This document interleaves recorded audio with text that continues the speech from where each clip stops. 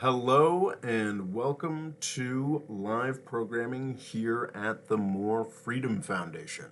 I think we're probably live. Let me know in the comments if this is screwing up somehow. There's often a little bit of a delay. I'm not sure exactly what's happening. Today we're going to be discussing the world food crisis in as much detail as I am capable of, which, to be clear, is not at great depth, but I do feel like I'm a fairly clever guy and I have spent the past couple days diving into this fairly seriously. So let's see what we can come up with. We'll also be discussing India's role in this ongoing food crisis and the way that I believe they're actually going to prove to be incredibly helpful and already have. Before we get into it, for those of you who might be new here, you should see a live chat to the right of your screen, and you should see me talking. Feel free to participate in the chat. Have at it. You can say absolutely anything you want about me, the ideas that I'm expressing, my appearance, what have you. Lean in. Have fun with it. You're also allowed to say within a very wide range, a wider range than in most places, anything you want about the issues at hand. That we do sort of reserve the right to boot you if you start getting overtly genocidal or unpleasant with your commentary. The rules are pretty simple. You must be civil to each other in this chat, and you must not be disruptive to the chat. So spamming is not behavior we allow, and attacking somebody else in the comments is not behavior we allow. I don't have the bandwidth to pay any attention to what's going on in the live chat while I'm doing this presentation, which should take probably a half hour, 45 minutes or so. But this whole second half of this presentation is Q&A when I interact with the comments. So that would be the point to ask me questions, to do super chats if you'd like. We like super chats to help keep this channel going. But please hold those until the Q&A portion, which will be starting a half hour, 45 minutes from now. We have a moderator who will enforce those rules, Local Cool Extreme. If you are being disruptive of the chat, Local Cool Extreme will warn you. And if you don't listen to him and heed his warning, he will boot you. There is no appeal from the court of Loga. What he says goes. So listen to him if he tells you you're being disruptive and need to knock it off. And with that, without further ado, let's get into it. I think most folks who consume the content that we produce here are aware that the world is going through a massive, massive food crisis. It is a perfect storm of sorts. We've got multiple inputs into the agricultural commodities that are in the process of being damaged. The supplies of these commodities are being heavily, heavily damaged. It is potentially disastrous, and I do not want to undermine that. What I do want to undermine a bit is the certainty around this crisis. I think there are a lot of commentators who are putting forth this idea that catastrophe is inevitable. We're going to have worldwide starvation. We're going to have worldwide instability as the result of food prices. I think all of that is very possible, but none of it is destined. None of it is required. That's not something that is guaranteed to happen, and I think people are speaking about this with a little bit too much confidence. Let me say at the start, I am not an expert on supply chains or agriculture. I am an inspired amateur. I've spent a fair amount reading about this issue over the past year or so, as have many others.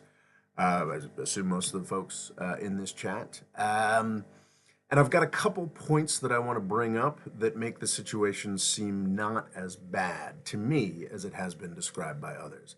But it is important to point out, again, not an agriculture expert, not a supply chain expert. So to the extent that I say something here that makes you feel like, oh, well, maybe things aren't so bad, I could be entirely wrong. My generalized bias is towards actually things aren't necessarily that bad. I tend to be a little Panglossian. I tend to be a little too optimistic. That's the way I see myself. Perhaps viewers of this channel would disagree. So keep that in mind when I talk about this crisis. So, just to lay out the contours of this crisis, we have agriculture, we have food. It seems simple, right? Put seeds in ground, uh, food grows. Everybody does this. Every country in the world has an agricultural sector. I'm sure there's some exception to that, but most countries worthy of the name have an agricultural sector. You put seeds in ground, food grows, right? Well, there's a whole range of inputs around that make things more complicated. And those inputs have to get from point A to point B, which means that oil and gas is tremendously important. Agriculture exports are tremendously important. There are many countries in the world, thanks to our delightful free trade era, that are not completely food self-sufficient, that rely on exports. Oil and gas is important. And another really, really important component that I don't fully understand, but I feel sort of took over my research for this presentation, is fertilizer. It is generally some of the simplest but most important stuff in the world economy. In normal times, it's quite cheap. There are a number of different forms of fertilizer.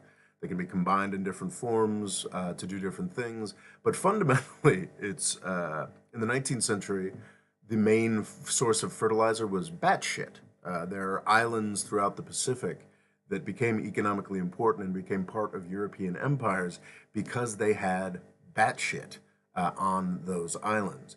The bat shit that was used to feed the population explosions of the early 19th century was exhausted eventually. And there is a process invented by a German whose name is it Fritz Haber or something? Or perhaps I'm getting that entirely wrong. A process for creating more synthetic fertilizers, these chemical components that are tremendously important to agricultural yields that can feed the 7 or 8 billion people we've got on the planet right now. Without that invention of that German chemist, I believe in the late 19th century, we would not have as many people. We would arguably have half as many people.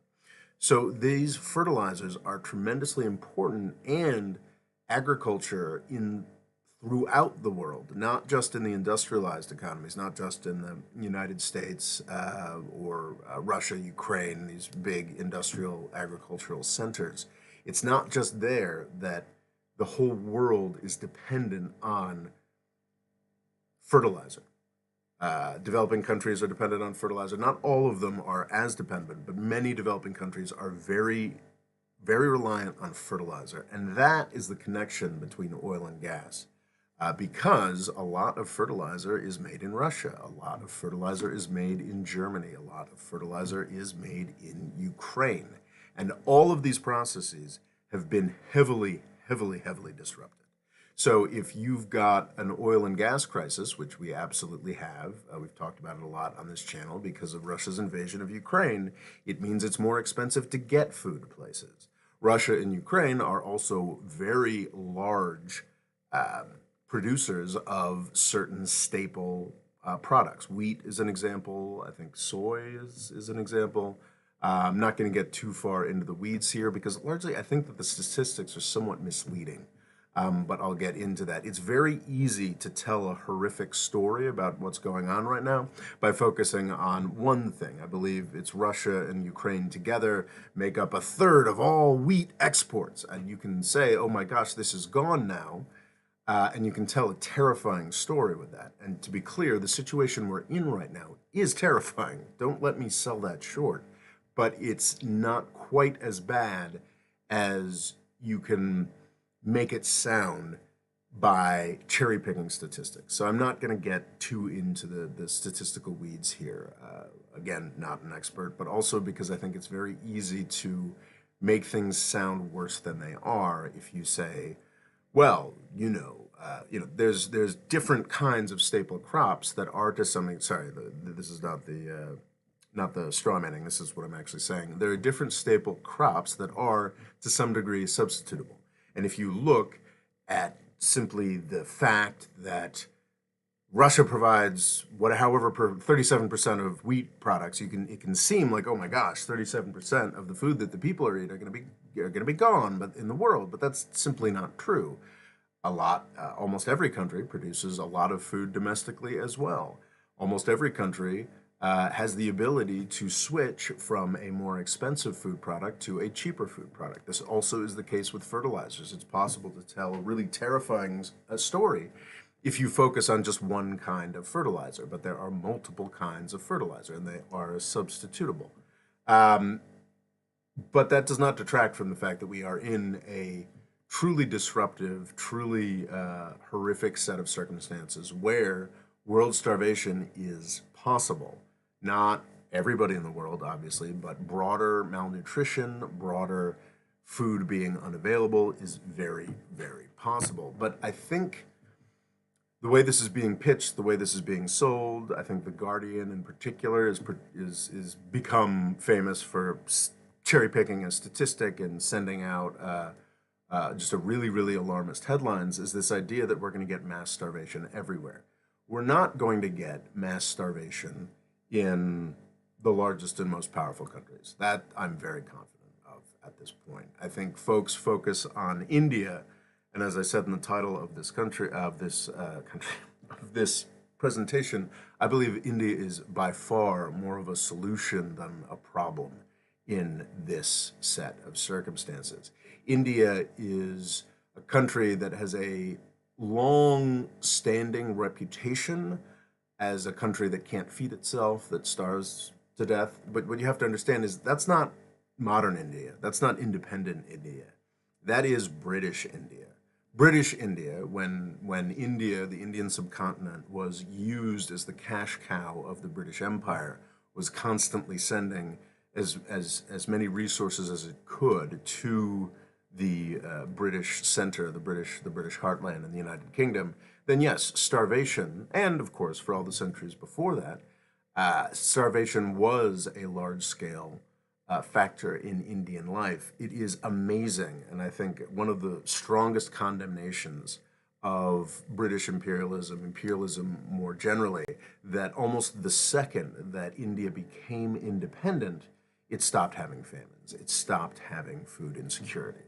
And there is great controversy, and you can make a lot of arguments about India's agricultural policy. But one of its greatest successes is the fact that that India simply hasn't starved during its time of independence. And it has also been immensely focused on its agricultural industries throughout its time of independence. I certainly spent a lot of my life believing that India's license Raj or more socialist policies everywhere were detrimental to India's economic growth. I still believe that to an extent, but I think that India's focus on its agricultural sector, because of that history of starvation under the British, has made India one of the more resilient countries in agricultural terms.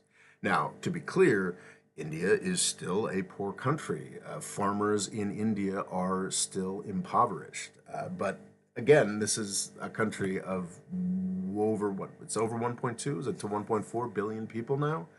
And to say Indian farmers are impoverished is an incredibly reductive thing to say. It's a country with millions upon millions of farmers living very different experiences. And in the aggregate, while there are certainly impoverished farmers who kill themselves out of frustration, are indebted, impoverished, across India at large, this is a country that absolutely can feed itself and continues to be able to feed itself. And I think will be and is already a large contributor to keeping the rest of the world from starving. We're already seeing large sales of Indian produce to Egypt, one of the countries that people are most concerned with. So just that was a quick note on India. But yes, this is a perfect storm that we're experiencing right now, with oil and gas prices being shot up by Russia's invasion of Ukraine, food prices shooting up because of Russia's invasion of Ukraine, and fertilizer prices shooting up because of Russia's invasion of Ukraine. It's not just Russia and Ukraine, but also Belarus, a country that is also being sanctioned because of its participation in Russia's invasion of Ukraine.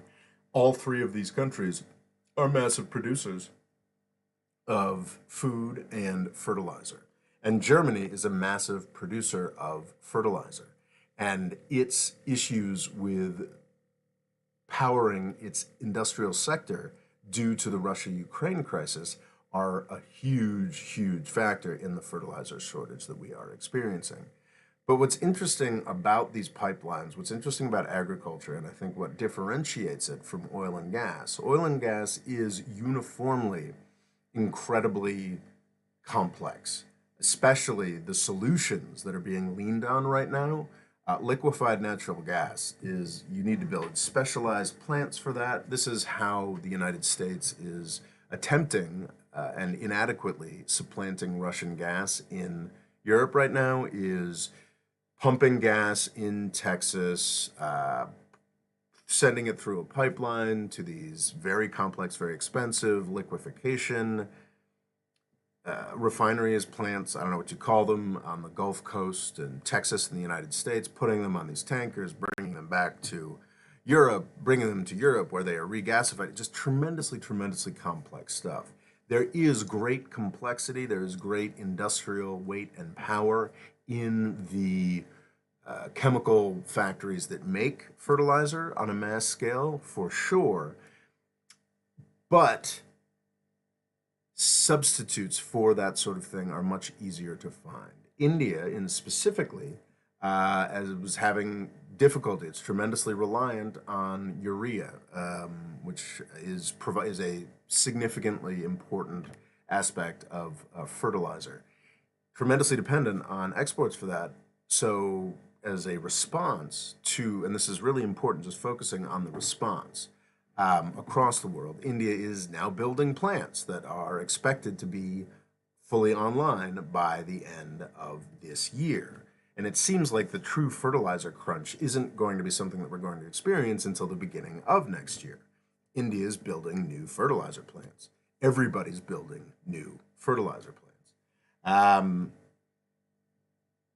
So, are we going to be in this experience called the full Zion, which is being predicted very heavily by Peter Zihan, a geopolitical analyst that people really like? Just, okay, the U.S. is going to stop carrying. This is it. This is the end of the world. This is going to be widespread starving in the streets. We're going to see. I don't think he's gone so far as to say we're going to see 1 billion dead by next year. But the way that this is being talked about, the way that the intensity of the way this is being talked about, definitely lends itself to catastrophism. And what we're talking about is, in a lot of cases, what people are thinking about and referring to is the Arab Spring. Arab Spring started in 2011, well, I guess really towards the end of 2010, launched in Tunisia and spread across the entire Arab world with after effects that we're still dealing with today. In some cases, it was initially quite successful, leading to democratic elections, which of course set off a massive reaction from the Gulf states, a sort of counter-Arab Spring, a reactionary push from the Gulf monarchs, who obviously did not like democracy, and crushed all of those democratic experiments, yielded ongoing wars in Libya, Yemen, and Syria, really quite disastrous. But this link to food prices is that people point to food instability, worldwide food crises that we had in 2008 and 2011, 2012 that are seen as helping to make this happen. In Egypt, the most important, most populous country that fell to Arab Spring protests, food insecurity was a huge, huge factor in this. So the nightmare vision being pushed by Peter Zihan and others is that we're going to have this kind of food insecurity across the entire developing world. The entire global south is going to experience the kinds of food insecurity that Egypt experienced in 2011 that led to the Arab Spring.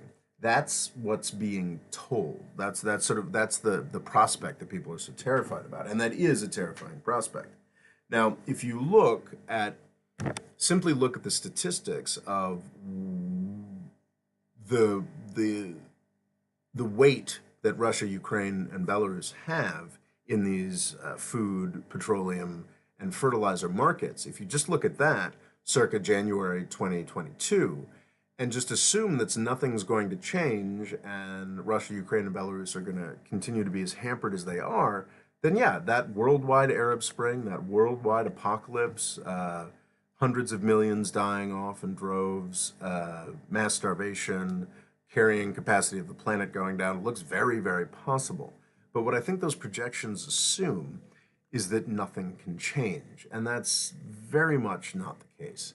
I would argue that, in fact, things have already changed and changed in a very large way. Most importantly, I think that the chances of MENA experiencing, so Middle East, North Africa, those areas experiencing a larger Arab Spring type situation, a sort of Arab Spring 2, I think the chances of that region experiencing an Arab Spring 2 at some point are always, always very high, and would be something that I'd probably welcome. But I think this assumption that the Middle East is automatically this fall going to be experiencing really high food prices that are going to automatically lead to the fall of Sisi or Assad or this, that, and the other person, I think that's all way too neat and assumes that nobody learned anything. And I think that one of the biggest consumers of this interpretation of the Arab Spring, that it happened because people got food insecure, has got to be the Gulf monarchs. Saudi Arabia, the UAE, as those who are long-term watchers of my channel know that this is a group of folks that I am not generally a fan of. I'm not a big fan of these medieval monarchies and think the world would be better off if they weren't around. But this is a case where they're actually going to end up doing some good completely out of their self-interest. The massive food purchases that Egypt specifically has been making over the past months, you know, they're so titanic that they make headlines every time they make a purchase. Who do you think funded that?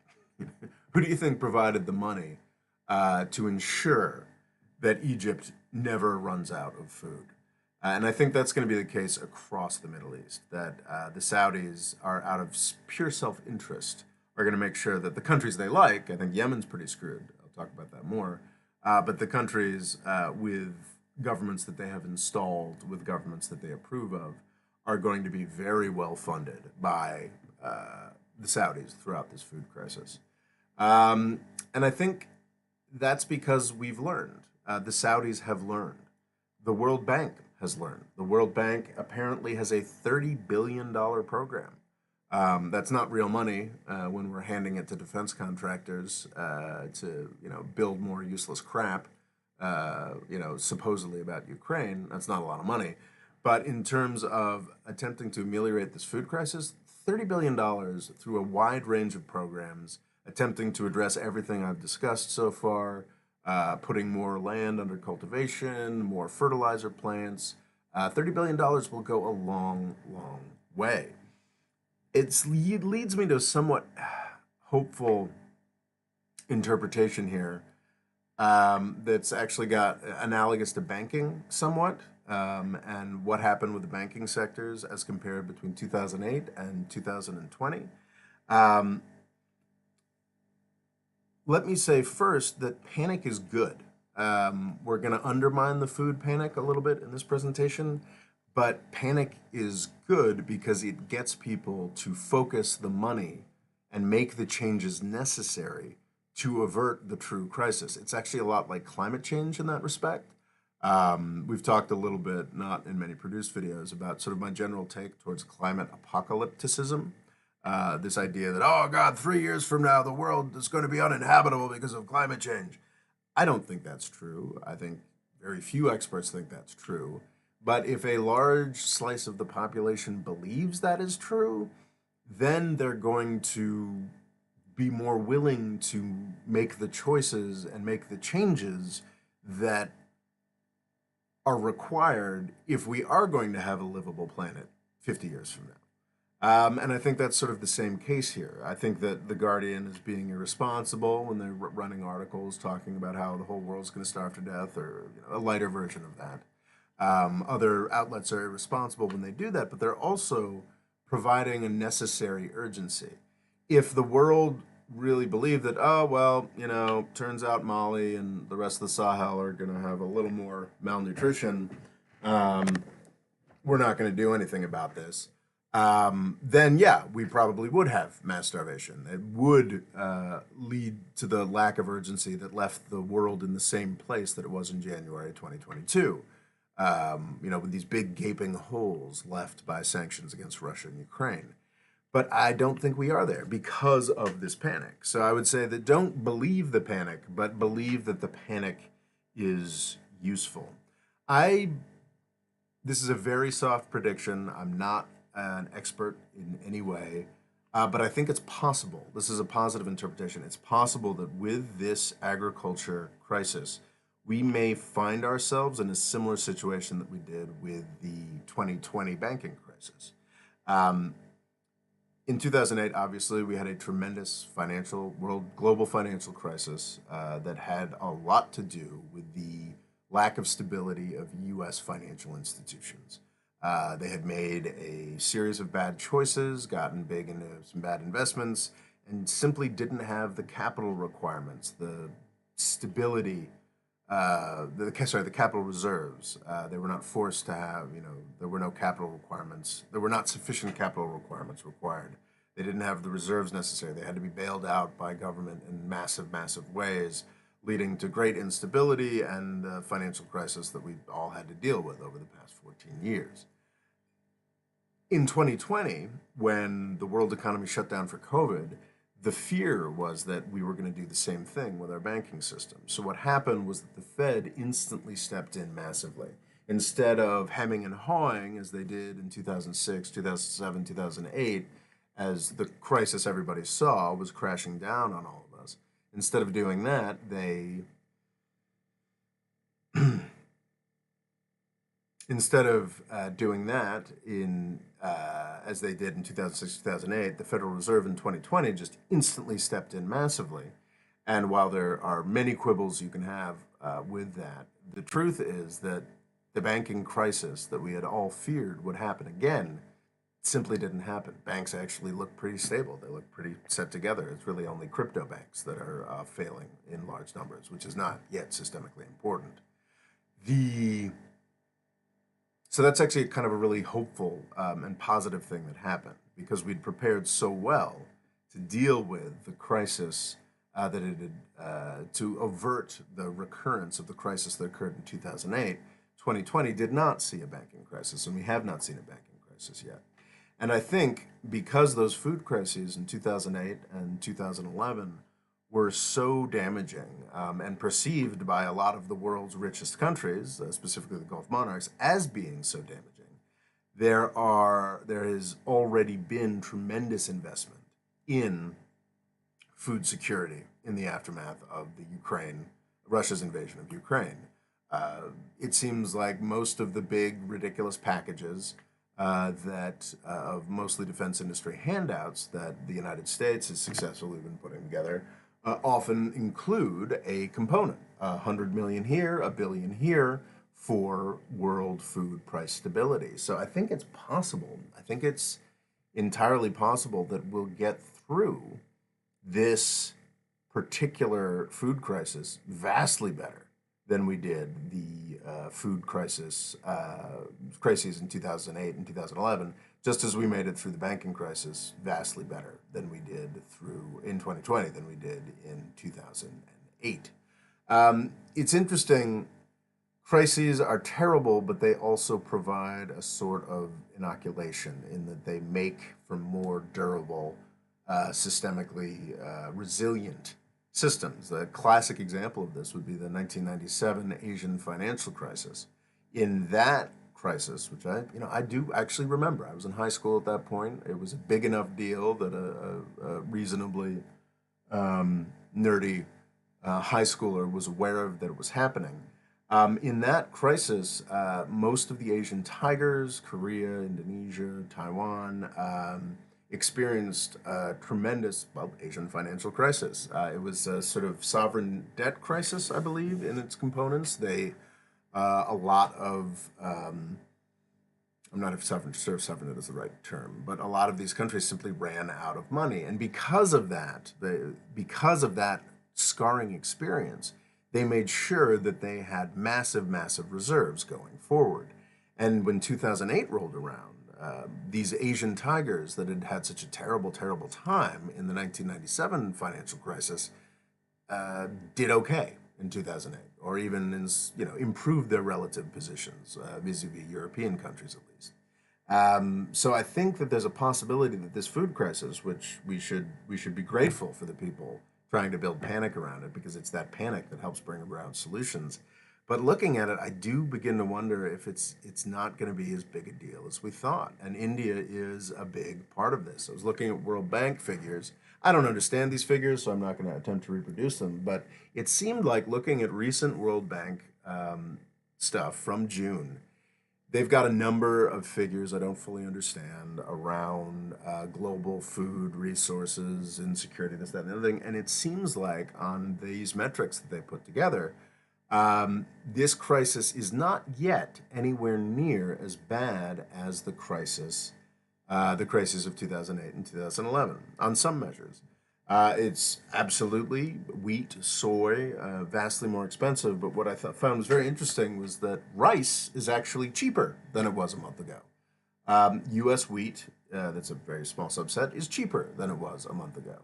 But the rice factor is very interesting because I think there's a with that getting cheaper, there is a possibility of folks substituting their reliance on wheat or soy foodstuffs with some rice. And who's at the heart of that? Why, it's India. India provides around 37% of rice exports in normal times, and it seems as though they're stepping up in these times, or at least worldwide rice exporters are, because we've actually got month on month rice prices are falling worldwide. So that one respect in which India might be being helpful. So I've provided a somewhat more positive standpoint here, but I think it's important to emphasize that there are, I think, two classes of countries where things are horrible. What we're seeing across the world is, as a result of these invasions, we're seeing price inflation for foodstuffs. That creates hardship everywhere. That creates hardship in the United States. Starvation is never going to be a possibility here. But even among my friends here, living in New York or Michigan, where I am right now, walking around and realizing that just going into the grocery store and being like, God damn, why am I spending $150 for this round of groceries when 6 months ago I was paying $100? It's not quite that extreme, but there are real significant hikes in prices that everyone in the world is experiencing. I do not want to downplay that. For certain classes of countries, that price inflation is not a God damn it. Maybe I won't go on the third vacation this year. It is oh, I guess I can't buy that kind of food for my family anymore. And that's tremendously disruptive. I think that for almost all countries that are at peace, this will end up being manageable. The World Bank has got a $30 billion program. I think the U.S. would make certain that serious malnutrition was avoided in it's sort of in the Americas, as that's sort of the U.S.'s backyard is probably an inappropriate terminology, but U.S.'s sphere of influence in Latin America. I think that the Middle East and North Africa, the Gulf countries will make sure that starvation does not happen there. The countries that are going to be hardest hit by this are the countries that have been hardest hit over the past decade. And these are, for lack of a better term, the war countries. Ethiopia, a sad recent addition to that list. Sudan, South Sudan.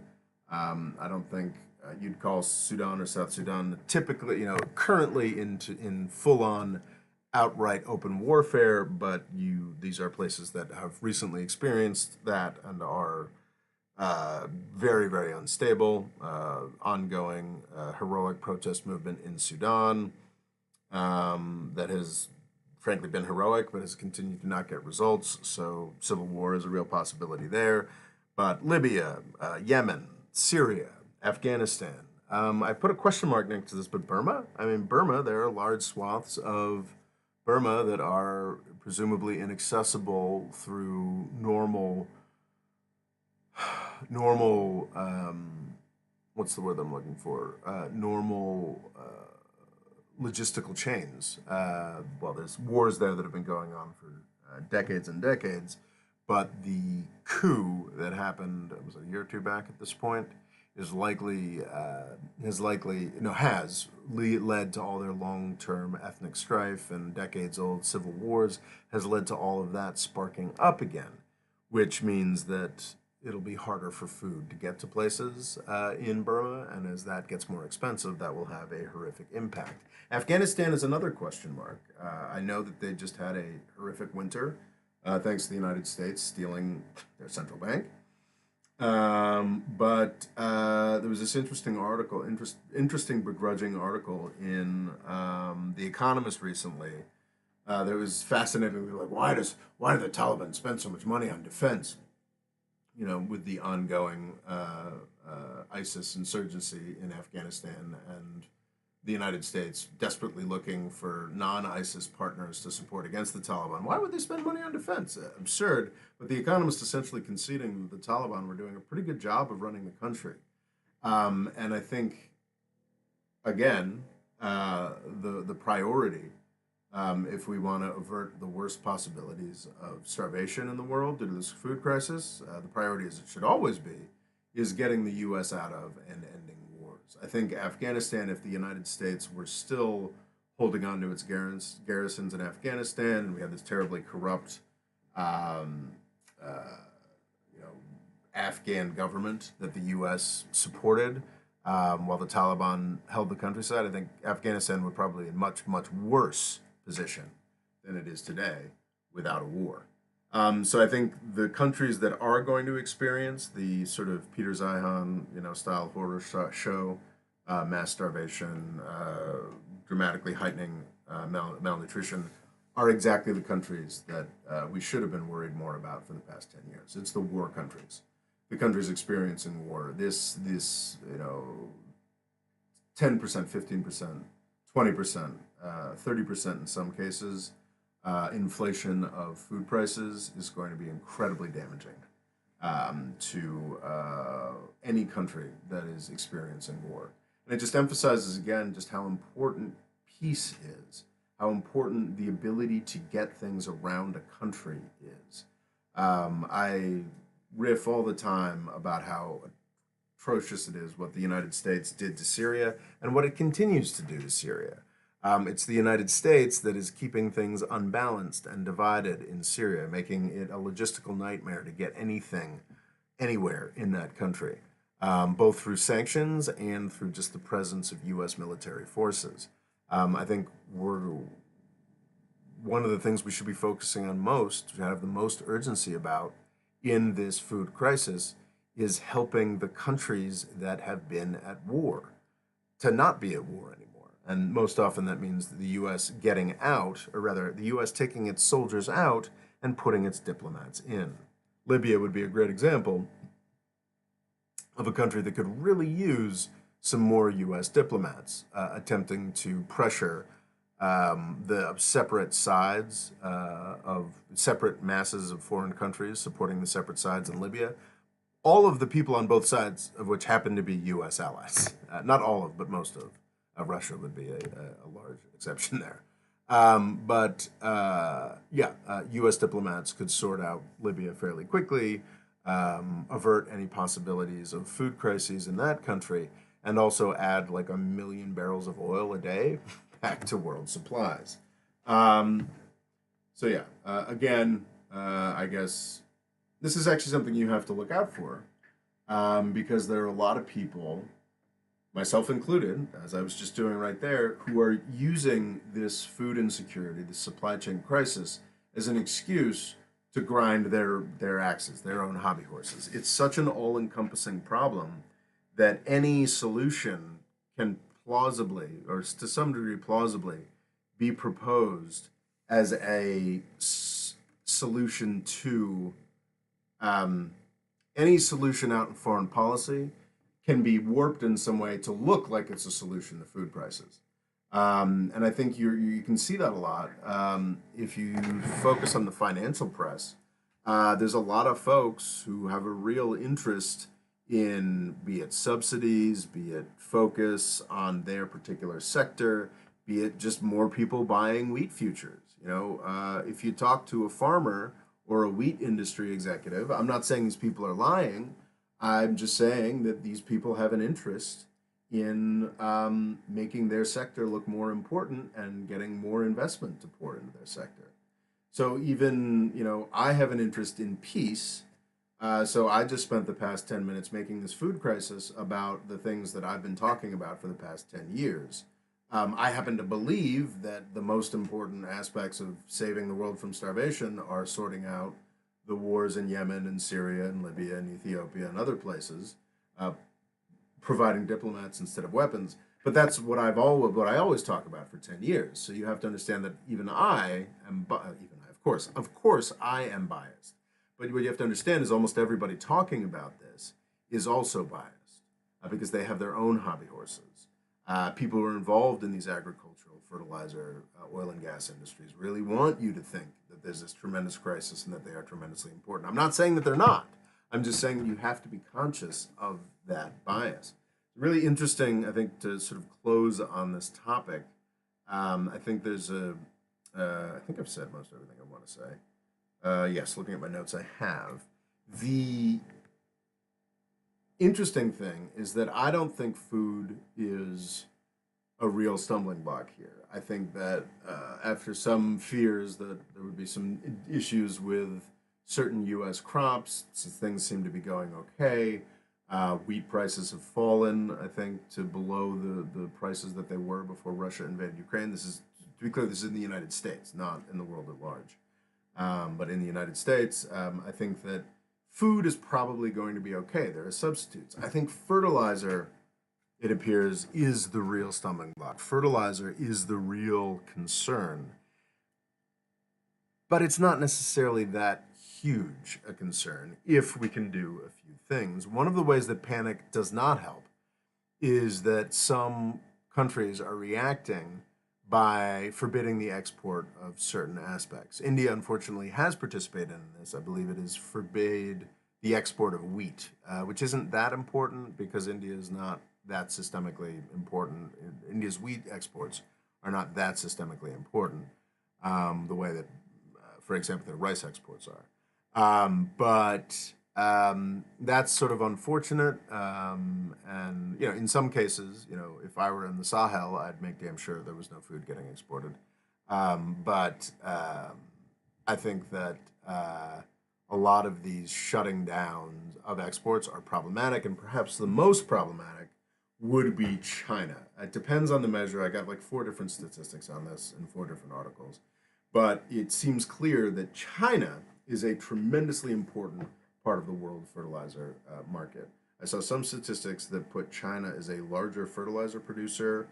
You know what it is I bet China is a vastly larger fertilizer producer than Russia, whereas Russia is a much larger exporter of fertilizers than China is. I think that's probably what the statistical confusions were. But China, I believe, maybe even before, I think probably before Russia invaded Ukraine, had restricted its fertilizers. So we are in a very serious fertilizer crunch, not with, I believe, the majority of this year's export crops, but next year's. And if China continues to hoard fertilizer, we've got a real problem. And remember, I was just talking about how everybody is using this crisis to try to push forward their own pet ideas. A lot of folks are like, well, we should do away with Trump's tariffs in return for China selling more fertilizer. And because there's a lot of people who really want to get rid of Trump's tariffs. I am not one of those people. I think actually some degree of the U.S. being more strategic and useful and punitive in the way that it uses its vast markets is a vital shift in U.S. foreign policy. I'd much rather we did more of that than these blockades of countries or bombing of countries or interventions. So actually, why don't we do the opposite of what the free trade people are claiming? China is still buying massive amounts of natural gas, and it's not even a question of being able to sell that natural gas. Buying massive amounts of natural gas from the United States. We can just sell those cargoes to Europe until China agrees to free up its fertilizer. And that's just one like tiny little. Definitely don't want to say that. Oh, it's China that's creating the food crisis, which is bullshit. It's everything that's creating the food crisis. Russia's invasion of Ukraine is a huge part of it. But anyway, there are as many solutions to this problem as there are problems around it, and folks need to might need the level of panic that we're seeing being inspired in all these places to make those solutions and deal with them. But and again, not an agriculture expert, not a supply chain expert, but outside of the war countries and outside of the poorest countries in Africa, I think the world will probably be fine. So we need to step up to do what we can to save the war countries and the poorest countries in Africa. So anyway, I guess that's the end of the presentation. That is the end of my presentation on food and agriculture. I guess we are now in the Q&A period where we will be for the next hour or so. So ask me anything. Folks who ask things with folks who ask with questions with super chats will definitely get answers. Jay, thank you. Wow, that's a big super chat. I'm very grateful. You always seem more dovish on sanctions towards Iran. What do you think of the arguments that lifting sanctions will fuel the Iran-Saudi Cold War conflicts? I think it's bullshit. I think the Saudis are rightly terrified of Iran. I don't think. Sorry, I didn't mean to be so dismissive. Thank you for the super chat. But no, I think that as we've seen over and over again, the United States not choosing to be violent towards Iran makes Saudi Arabia seek peace with Iran. I don't think there's a real possibility of war between Saudi Arabia and Iran without the United States. Like, there's a possibility, of course, of Saudi Arabia being part of some face-saving coalition as the United States bombs Iran. Yes, of course, but like Saudi Arabia independently going to war with Iran is simply not going to happen because Iran has a real military with a real experience and real accomplishments, and Saudi Arabia does not. Just look at Yemen just look at Yemen on both sides. Iran is barely there, or Syria.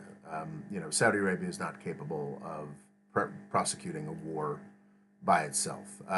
We saw the really interesting dynamic, I believe it was 2019. Is that 3 years ago now? My gosh. Yeah, I think it was 2019. The attack on the Abqaiq refinery in Saudi Arabia briefly knocked out, 50% of Saudi Arabia's production for a day or two and 5% of world production. It's pretty much how that works. I think Saudi Arabia's production is roughly 10% of the world's. And MBS called up his best buddy Donald Trump. Was like, "Oh my God, what are you going to do? You're going to bomb Iran?" And Trump was like, "Nah." And in that case, Saudi Arabia, I think, started looking a lot more seriously at what a war between the United States and Iran would actually entail, and what it would very quickly entail would be the complete destruction of Saudi Arabia's oil and gas industry, and the end of the Saudi royal family. A horrific war that would be a silver lining of that. So I don't know. I think actually it's been demonstrated that the U.S.'s reluctance, the region gets safer and Iran-Saudi tensions get lower when the U.S. steps back and doesn't do things, is my experience. So yeah, I think that we should absolutely.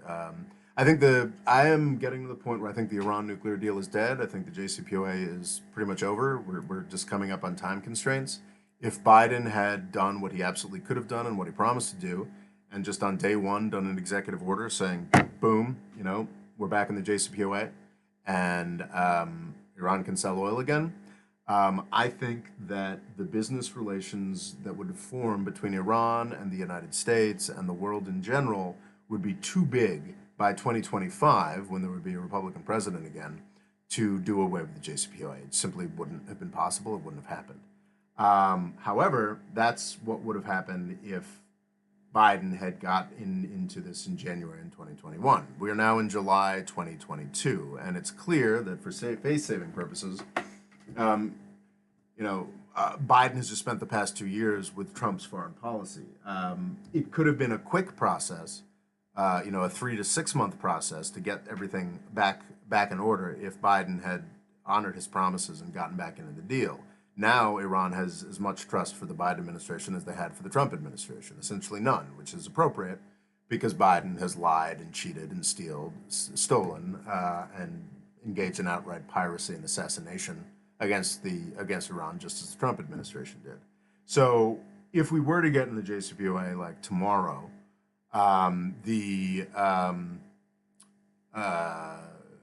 it would take 6 to 9 months to implement, and then we're talking what, being mid 2023. So instead of 4 years before the next Republican president, we'd have 2 years before the next Republican president. And at 2 years to the next Republican president, people aren't even going to bother making the investments that would be necessary to build up enough economic weight for U.S. and Iranian businessmen to tell their governments to go jump in a lake. So yeah, I don't think the JCPOA is going to happen. So I think, honestly, the U.S. should just give, the Israelis, the Saudis, the Republicans, the defense industry what they deserve, and just unilaterally take off sanctions. Just stop sanctioning Iran. The JCPOA was a risky bet that Obama made and that Trump destroyed. So yeah, we should just, Iran is a signatory to the Nuclear Non-Proliferation Treaty. I think the U.S. should just get out of the business of trying to pressure Iran. We had a great deal, and we were too childish to maintain it. Let's get out of the business of starving Iranians. Just drop sanctions unilaterally. I think that's the right thing to do right now. Besides rice, what other staple crop do you think could replace wheat if the need arises? I'm not, Sarah Pulsero, thank you for the super chat. I'm not an agricultural expert. There's rice, there's wheat, there's soy. What are the other staple? Barley. These are sort of staple crops. Nor am I a dietitian. I know that wheat is tremendously valuable in just providing a base load of calories for a lot of people, but there are other things that can provide a base load of calories for people, and the precise mix of that varies from place to place, what's available, the cultural and agricultural histories of a given country. So that's just too big. Usa Stratos asks, "Hi, what are your thoughts on tech bubble? Will it burst?" Well, it's bursting. It's very much in the process of bursting. I think the most detailed speaking about the tech bubble I had was talking about Saudi Arabia's very large role in pumping it up through SoftBank, Masayoshi Son, the folks who gave us WeWork, among other debacles. And I had argued a couple months, maybe 6 months ago, was it a year ago, that when the tech bubble burst, which it is doing, that Saudi Arabia would suffer. But of course, Saudi Arabia is being saved by high oil prices at the moment. So it's almost getting Bismarckian in the extent to which faux Bismarckian, supposed Bismarckian, pseudo Bismarckian, the Bismarck quote that God looks after fools, drunks in the United States. It begins to seem as if they're looking after the Saudi Arabia as well, to go from this incredible tech bubble that provided money for the Saudi coffers to going to very high oil prices again. So the tech bubble, there's no question the tech bubble is bursting. The big five tech companies, most of them have now fallen down back to their prices prior to COVID. During the COVID crisis, every tech company, so Amazon, I think the share price going in, before COVID was like $2,000. By halfway through COVID, it was $3,500. That is an absurd price rise. Amazon, perhaps in part to conceal this, has gone through a stock split So the price of a given share is unrecognizable for people who don't do math, and I don't do math. But before that stock split, it had gone up, from $2,000 a share to $3,500 a share, back down to $2,000 a share. Now, to be clear, if you bought your Amazon stock in 2018, you're still massively up from where you were, and you're profiting. I think that might not be the case for Facebook. That's certainly not the case for Netflix. But for most of the real big tech titans, there's still good investments. You're still doing well if you bought them in 2019 or what have you. But then you go beyond that, and there's just this vast galaxy of other public tech companies that are smaller. Netflix is an example, Shopify. Trying to think, certainly like Zoom, Peloton, all these places. Robinhood is a great example. Then you get into the fintech, tech, crypto stuff, and that stuff's just gotten getting obliterated. These are companies that, it's really Uber and Lyft are great examples. Uber and Lyft did very well during the COVID boom, and now they're back to trading at about half of their initial public offering prices. So yeah, it's at the biggest, the most prestigious, the blue chip tech companies have experienced massive price falls over the past 2 years. From their highs over the past 2 years. So they're back about where they were in 2018, 2019. A lot of the smaller public tech companies are. So as you go down this hierarchy, things are getting more and more disastrous. A lot of the smaller tech companies are trading 20% of their highs. People who've been investing in those, like Saudi Arabia, have lost a ton of money. And then you get into the private markets or the Ponzi markets. SPACs, I had a video about special purpose acquisition companies. I guess SPACs are actually public in a way that they do an end run around regulation we've had in the United States since the 1930s, and a lot of SPACs are crypto companies. Sorry if this is all getting jargony. I've got videos talking about this sort of thing in the past that you can look up. So yeah, like the private markets, the SPACs, the meme stocks, a few meme stocks are holding up. All of this has been obliterated. We're watching the crypto market fall apart. Companies going bankrupt left and right. Everybody's firing folks. People assume that in the private markets you have these really high valuations. This is something that a lot of Saudi investments rely on, that are now acknowledged by most people, not publicly, but to be completely fantastical and laughable. You have a whole bunch of unicorns, private companies that are reckoned to be worth more than $1 billion that just simply aren't. So yeah, the tech crash is happening. Sorry, that was a lot of talk. Sivansh N.A. asks, should Biden rerun or should we send him to an old age home already? I think Joe Biden absolutely should not run. I've been I was very positive on Joe Biden with the Afghanistan withdrawal. I thought the initial months of Ukraine, he did a very good job not getting us into nuclear war.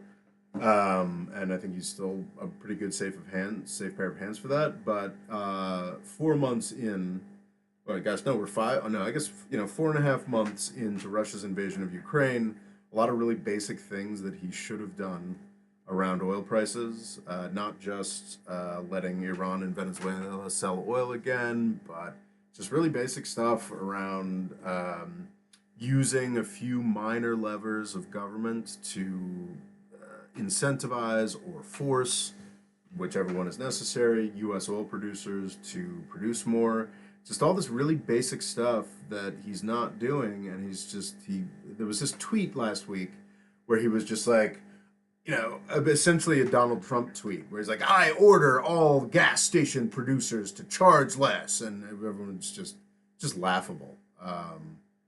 Asking for sacrifices when he hasn't made any. Fell out of, okay, it says I'm reconnected. Seems like I fell out of connection. Let me know if things are okay. If you could, let me know in the chat if things are okay. The Biden thing, I really hope Joe Biden doesn't run. I think he thinks he's running again. I'm not sure if anybody else does. in the Democratic Party. We're already, because we're sick in the United States, we're already basically in the 2024 presidential race. We're already talking about, um, we've got the midterms in November 2022. That's going to be our big focus in November. We're going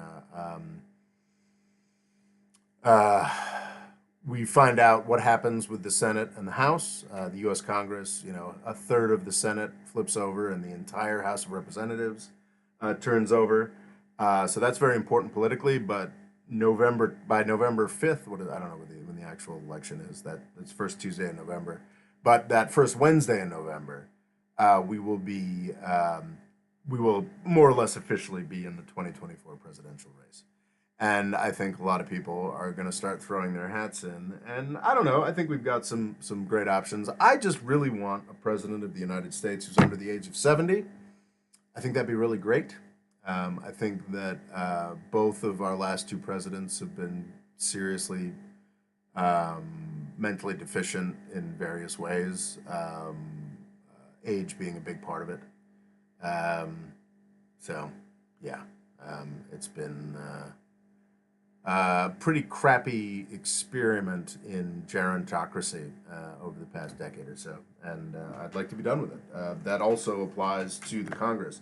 I am not somebody who believes in term limits. I am somebody who believes in competence checks. I think we should probably make our senators take a cognitive test, and if they are not willing to do it, they should leave. Yeah.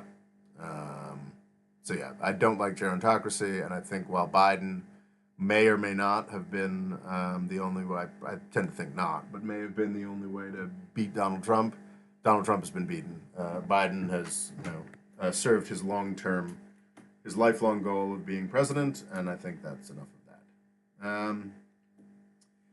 Sarah Paul Sarah points out, it seems to me that whenever Biden wants to make an unpopular policy, he always sends Kamala to announce the policy and take the blame. Why do you think he is doing this? Doesn't he want her to run in 2024? I don't think anybody wants Kamala Harris to run in 2024. She's an excellent vice president. She's a lot like Dan Quayle, actually. Dan Quayle was famously much dumber than Kamala Harris. Getting in an argument with a kid over a spelling bee to confidently assert the wrong answer to a spelling bee question. Kind of a joke is a terrible joke is it was Dan Quayle, but Dan Quayle is strikingly similar, a guy who became vice president because Bush really wanted. This is the first Bush in 1988 really wanted to shore himself up with California, and that is one of the things that Kamala Harris provided to the Biden ticket. Also, a woman of color was probably the most important aspect. But yeah, I mean, she had a famously haphazard and crappy run for president that she got to turn into a vice presidency because of identity, not because of. I think that there are a lot of critiques of Obama that are fair. That Obama, he didn't have much of a career prior to becoming president. He, owed his career to who he was rather than what he had done. But Obama rose above that and superseded that by being an extraordinary orator, by being just a guy who actually had good policies and a political imagination. JCPOA, I think there's a lot of critiques you can make of Obama's time in power, but you can't say Obama was a shit politician. He knew how to get votes. He got them, won massively 2 elections. Kamala Harris is a crappy politician, and I think everybody knows that. I think that, honestly, I think we've been a little bit as to why specifically, Star Pulsaro, why specifically is he being so cruel to her in terms of what's the word I'm looking for? Just giving her all these crappy jobs. That's actually quite traditional. That's actually very normal. It's been a bit surprising.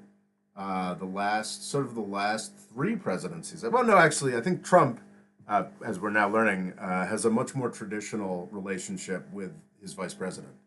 No matter how brown-nosing Mike Pence was, by the end of the presidency, Trump was perfectly happy to have Mike Pence pressured or possibly executed by a crowd.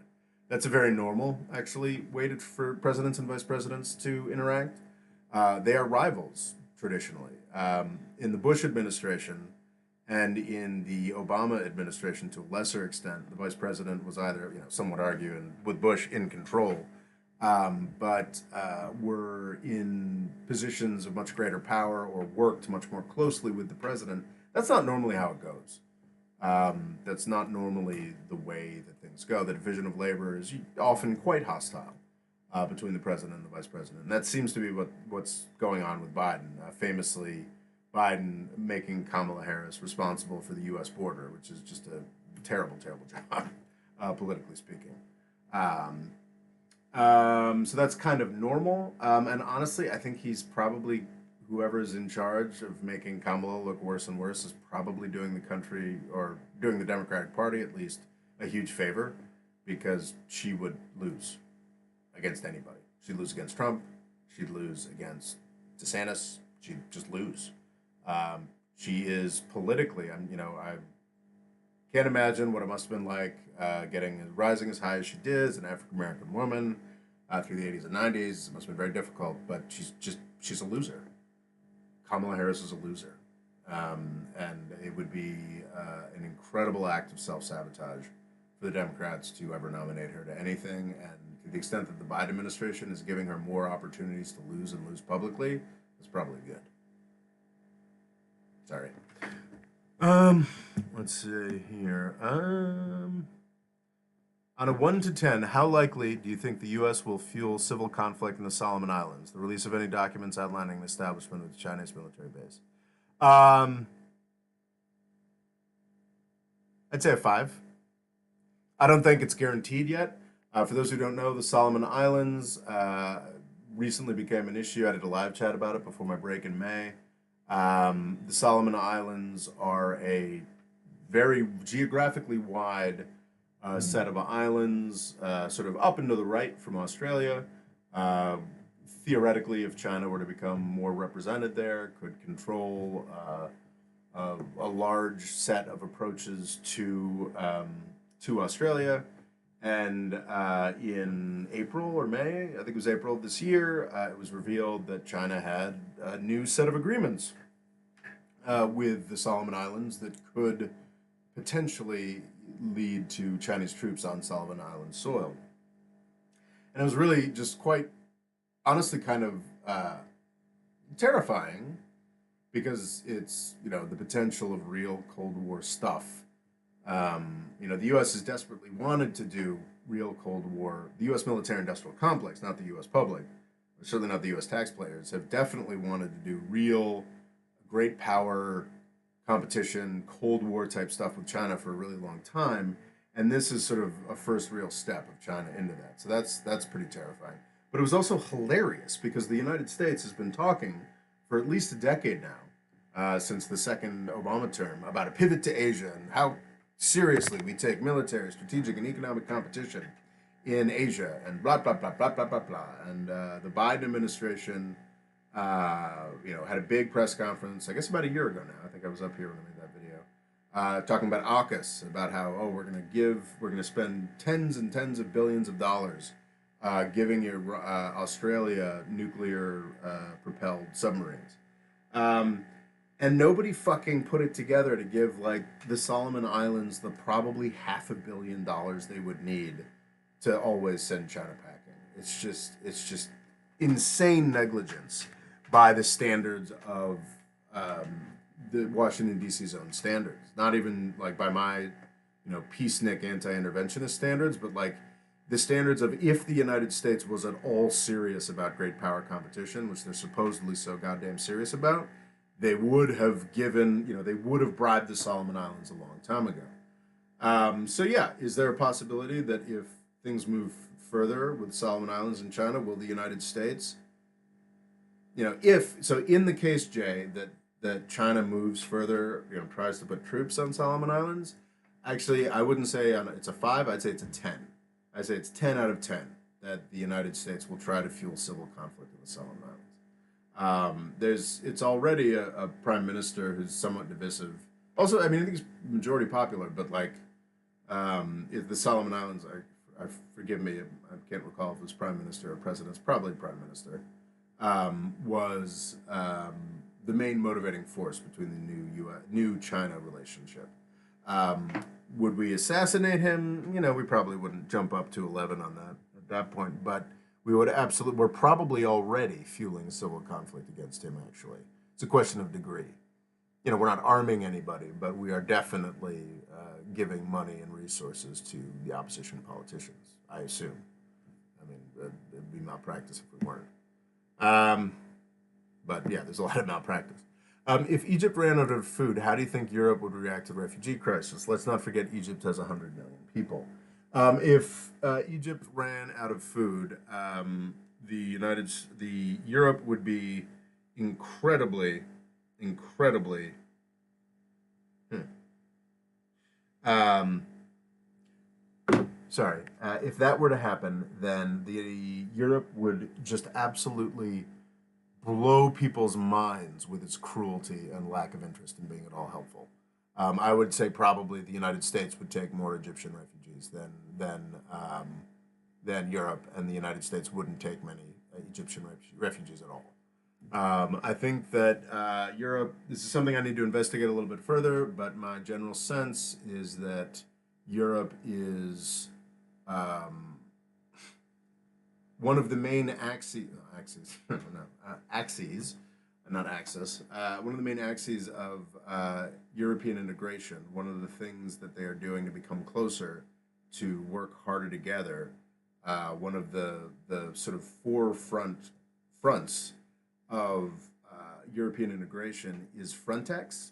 It is the frontier corps. That's probably going to be the first real military that Europe builds up. Is a unified military force to defend its borders, which basically means violating Europe's international commitments on refugees and allowing asylum seekers. I don't think we'll get, well, it depends. If you're really talking about millions of people trying to get into Europe because of Egypt's starvation, then yeah, maybe they'll just start sinking boats. We'll see a lot of people freezing to death on European borders. It will get really dark. Get really dark.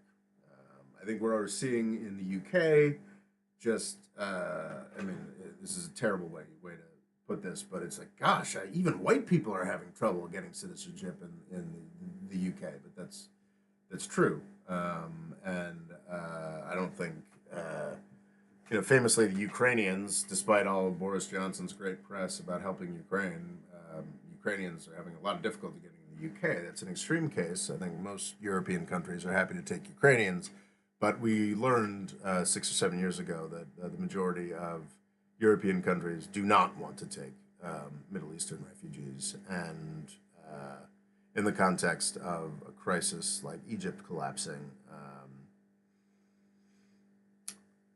they'd become even less eager to do so. So yeah, I think it would really just shock the world in how unreceptive Europe will prove to be to Egyptian refugees if that happens. So we better pray it doesn't happen. Some rough words for Kamala Harris. I mean, it's true. I mean, it's just objectively true, and I think that we really need to.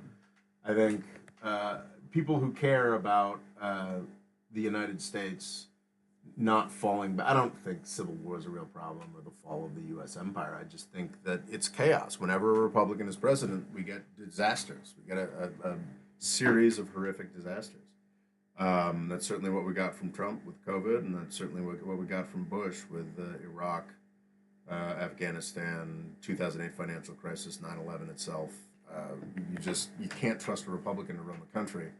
And if we are dumb enough to run somebody like Joe Biden or Kamala Harris, we'll get a Republican running the country again. So yeah, bad. Um, so we need to be honest about what Kamala Harris is, and she's a loser. Please choose Tulsi Gabbard. She should be vice president. No, Tulsi Gabbard's a joke. I was very excited about Tulsi Gabbard. I loved how brave she was visiting Assad, standing up to the military-industrial complex. The problem, and this often happens, is that you see people who take correct positions and are pilloried for taking the correct decisions. They just sort of start tending to look for allies wherever they can find them, and that often can get pretty dark and stupid. So I don't know. The thing that killed it for me with Tulsi Gabbard was she, as a presidential, someone running for president, she ran some video talking about, oh, there's going to be a civil war in the United States, or something like that. So pick me, and I'll pick, I'll be the one who saves the country. For somebody, even if there were a serious chance of civil war in the United States, which I do not believe there is, it would be incredibly irresponsible for a presidential candidate to talk about it enthusiastically. She wasn't like, oh, it's going to be awesome, but she was enthusiastically making that part of her electioneering.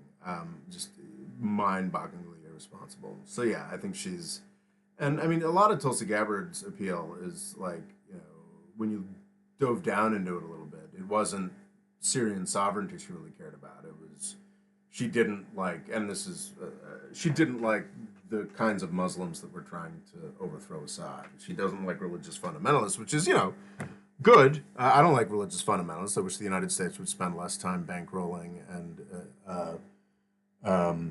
creating radical Islamic terrorism. That'd be nice. And she was definitely right about that. But I think it wasn't out of like an urge to save the U.S. money or a reasonable hatred of radical Islamic terrorists. It was actually just maybe a little bit out of a hatred of Muslims and a thinking that if we weren't so spending so much money in Syria, we could spend it on good things like imperialism in Afghanistan, which just doesn't make a lot of sense to me.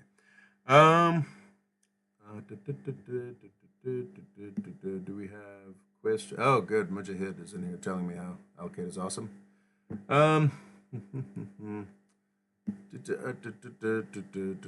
Questions. What do you, Dexterman asks, what do you think would be the most effective step the U.S. could take to fight corruption in Congress and make it overall more effective? 100% pay people in Congress more money and pay for their staffers.